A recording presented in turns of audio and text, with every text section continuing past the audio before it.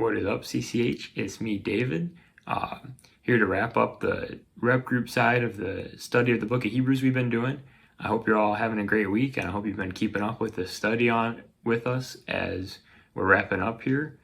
If not, it's kind of the last week to go ahead and get caught up on that. And if you've missed it, maybe it's a great time to just go through it at your own pace right now. All of the rep group videos are still up, and all of the live streams from Tuesday night should still be up. So I think this is a good series to keep working through.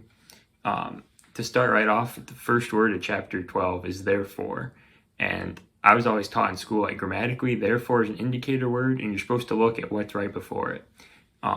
So what's in front of the first word of chapter 12? The last words of chapter 11, that's right.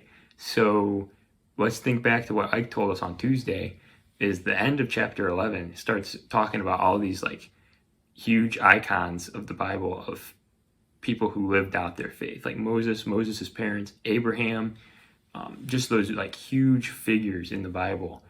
And it says, after, therefore, it continues, since we are surrounded by such a great cloud of witnesses, and it talks about throwing off things that hinder us, like sin and that stuff that entangles us. And those great cloud of witnesses are those icons of the faith. And then in verse 2 says that we fix our eyes on Jesus, the pioneer and perfecter of our faith, and the joy that he set before him, he endured the cross.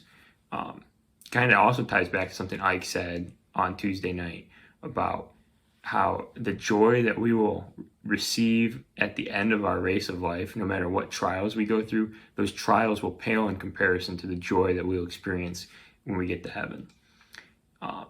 When we go down then to chapters 4 and 5, or verses 4 and 5, it kind of talks about discipline, this whole section, and how God disciplines his children.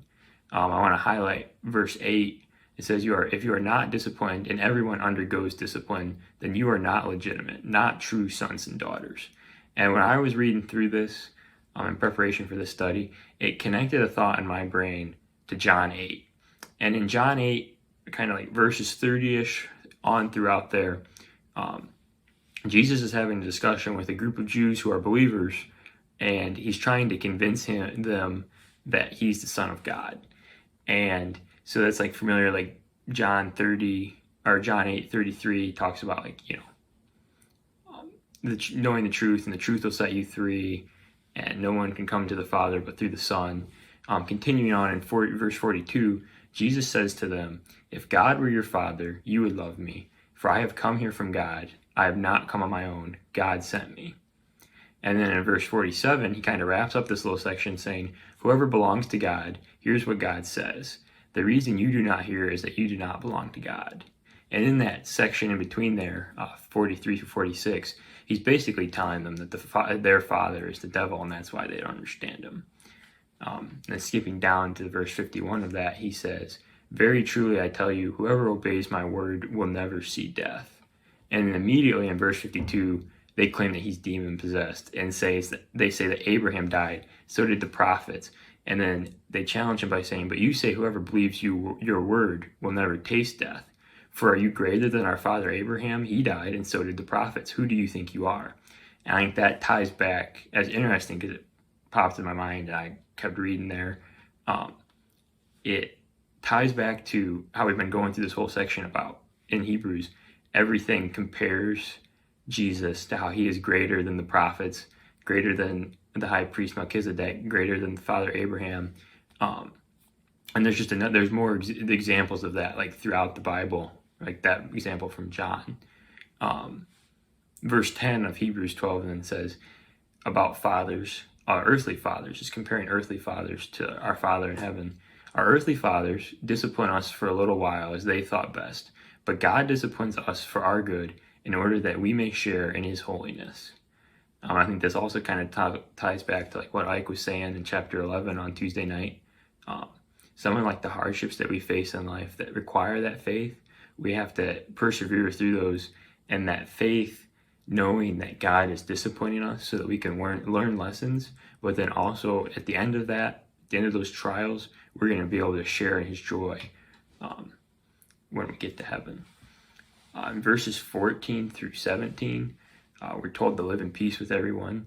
which is sometimes a challenge, especially like when we hear those stories about the prophets who were scorned, that were examples in chapter 11, where they had to go about hidden in sheepskins and goatskins to get around because the people were that angry against them. Near the end of the chapter is talking about the glory of God and the city of Zion. Verse 28, 29, I think are very interesting to end the chapter. It says, "Therefore, since we are receiving a kingdom that cannot be shaken, let us be thankful and so worship God acceptably with reverence and awe. For our God is a consuming fire." So what's the kingdom that won't be shaken? If you look in verses 25 through 27, right before this, it's talking about how, 25 says, "See to it that you do not refuse him who speaks. If they did not escape when they refused him who warned them on earth, how much less will we if we turn away from him who warns us from heaven? At the time his voice shook the earth, but now he has promised, once more I will shake not only the earth, but also the heavens."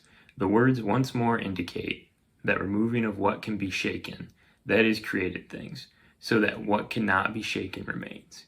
So what cannot be shaken is the kingdom of heaven.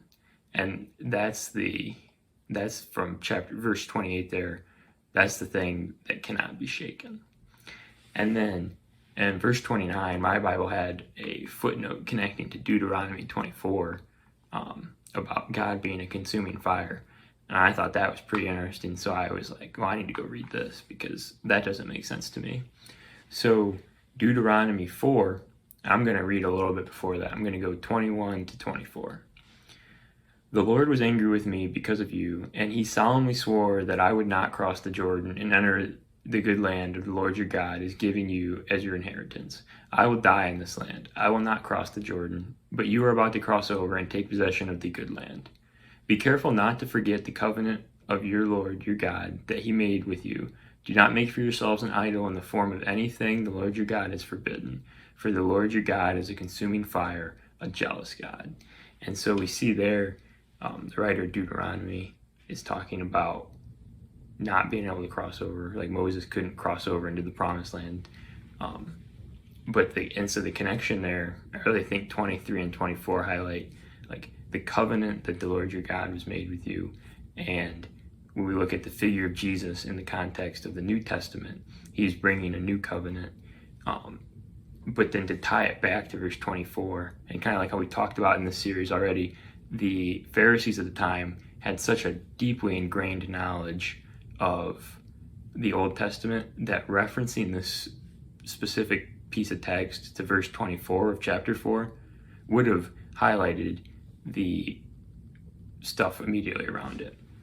So this covenant they're talking about in this specific case in Deuteronomy would have been their old covenant. But when we look at it from our understanding, we can also see that it's talking about the new covenant. And then it talks about the Lord your God, a consuming fire, a jealous God. And so that, to wrap up chapter 12, is talking about how God is jealous for us. And that's why in verse 28 there it says, "So worship your God acceptably with reverence and awe," because he's jealous of that. And he's jealous of wanting that glory when you glorify him through your worship. So I ended that first video clip before I got a chance to ask the question and give the challenge that I was trying to do. So we're going to see how good the editing skills are here if we can get those two combined. But the question I want to leave you with is kind of a two-parter. The first one is, what is a way that God is disciplining you? And is there a way? I guess might even be a good first question for that.